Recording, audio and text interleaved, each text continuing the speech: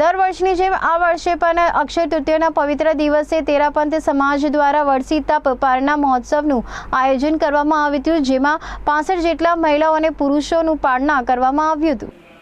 अक्षय तृतीया का जो ये कार्यक्रम आज आयोजित हुआ, ये मुख्य रूप से आध्यात्मिक कार्यक्रम है और इसका संबंध हमारी जैन परंपरा के 24 तीर्थंकरों में पहले तीर्थंकर भगवान ऋषभनाथ से जुड़ा हुआ है। उन्होंने दीक्षा लेते ही करीब 400 दिनों तक न कुछ खाया न कुछ पिया। उसके पीछे अलग अलग कारण रहे थे।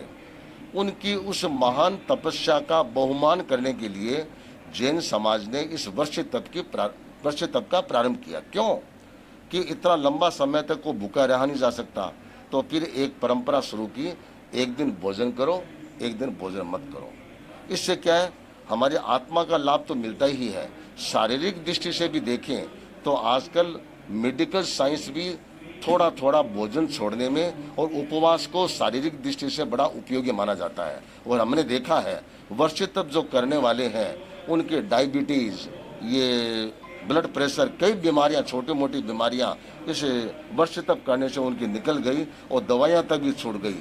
तो शारीरिक लाभ भी मिलता है, आध्यात्मिक लाभ भी मिलता है, मानसिक और भावनात्मक लाभ भी उन्हें प्राप्त होता है। नमस्कार। आज तेरापंथ समाज के द्वारा 65 महोत्सव जो है वो अक्षय तृतीया के हर साल जो अक्षय तृतीया का दिन होता है उस दिन मनाया जाता है।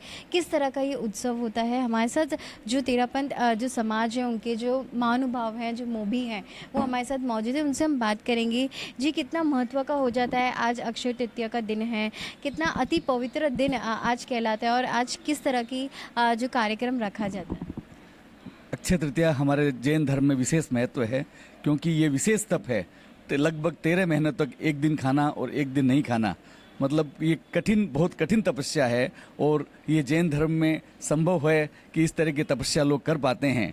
लोगों के किसी यहाँ पर बहुत से लोग आए हैं जिनके किसी के 25वां वर्षी तप है, किसी के 29वां वर्षी तप है, किसी के 22वां वर्षी तप है। तो ये साधना करना अपने आप में एक बहुत महत्वपूर्ण है। जैन धर्म को हमेशा एक साधना, एक तपस्या के रूप में देखा गया है, काफ़ी पवित्र माना गया है। उनके गुरु महाराज होते हैं, तो कितना ज़रूरत है कि समाज के प्रति जो अभी की जो युग है, अभी की जो पीढ़ी है, उन्हें ये सब चीज़ का ज्ञात होना, ये सब चीज़ों का समझ होना।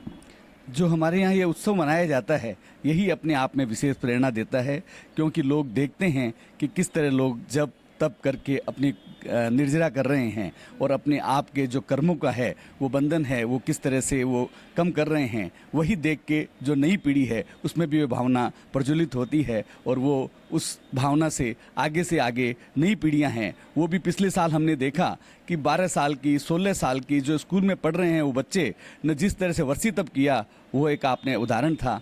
पिछले वर्ष हमारे आचार्य प्रवर का चातुर्मास था और 1115 वर्षीय तप के पारणी आचार्य श्री के सानिध्य हुए हैं, जो अपने आप में एक जैन धर्म में एक इतिहास है।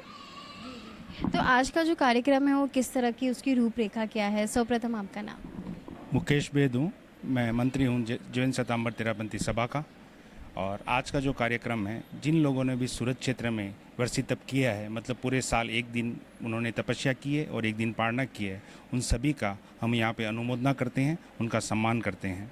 आज करीब यहाँ पे 65 तपस्वी पधारे हैं, उनमें से 49 महिला है, 16 पुरुष है। और उन सभी का, और सबसे विशेष बात यह है कि अभी हमारे यहाँ पे करीब सूरत में 45 साधु साध्वियाँ तेरापंथ धर्म संघ की विराज रही हैं, क्योंकि हमारे आचार्य श्री महाश्रवण जी का चातुर्मास अभी इसी साल सूरत में है। इसलिए पहले से ही अभी यहाँ पे हमारे पास 35 साधु साध्वियाँ विराजित है। तो लगभग अभी उनमें से हर सिंगाड़ों में से कोई न कोई साधु साध्वियाँ विराजित है। करीब 35 साधु साध्वी अभी फिलहाल भवन में है। ये भी पहली बार हमारे पास ऐसा ही कोई सुअवसर आया है और हम ये कार्यक्रम मुनि श्री उदित कुमार जी के सानिध्य में कर रहे हैं और सभी साध्वियाँ भी अभी यहाँ पे पधारी हैं। ये जो वर्षी तप करने वाले जो लोग हैं, जो वर्षी तप करते हैं, उनकी उम्र देखी गई है तो 38 साल से लेकर 90 साल तक के लोगों ने भी इस उपासना और साधना की है। तो कितना प्रोत्साहित करता है आने वाली पीढ़ियों की कि जब उनके बड़े जब ऐसी चीज़ें करते हैं तो उन्हें कितना मोटिवेट मिलता है। इसमें ऐसा है कि जितने भी लोग छोटे हैं बड़े हैं उनको बहुत ज़्यादा प्रोत्साहित मिलता है, क्योंकि गुरुदेव हमारे हैं वो इतना प्रोत्साहन करते हैं उनको और व्याख्यान में भी समझाते हैं और अपने लिए स्वयं के लिए भी वो बहुत अच्छा रहता है। आज यहाँ पे कई सारे साध्वी मौजूद हैं, यहाँ पे जो गुरु हैं वो यहाँ पे मौजूद हैं, तो ज्ञान लेना अपने आप में कितना मूल्यवान हो जाता है? बहुत ही मूल्यवान होता है। और हमारे गुरुदेव आचार्य महाश्रमण जी 2024 का चातुर्मास करने के लिए यहाँ पधारेंगे, तो उससे पूर्व हमारे यहाँ लगभग 12 सिंगाड़ा यानी 56 साधु साध्वी यहाँ पे हैं जो अलग अलग क्षेत्रों में जाके अपना धर्म प्रचार कर रहे हैं। और गुरु सन्निधि में जो 2024 का जो चातुर्मास होने वाला है उसकी पूर्व तैयारी ही समझते ये।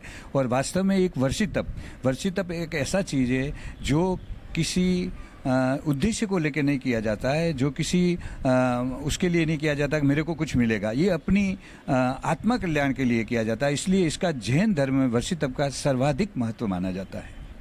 तो जिस तरह से बताया कि किस तरह का अक्षय तृतीया के हर साल अक्षय तृतीया के दिन एक महोत्सव का अंत होता है, तो जो चातुर्मास है उसका महोत्सव की शुरुआत होने जा रही है।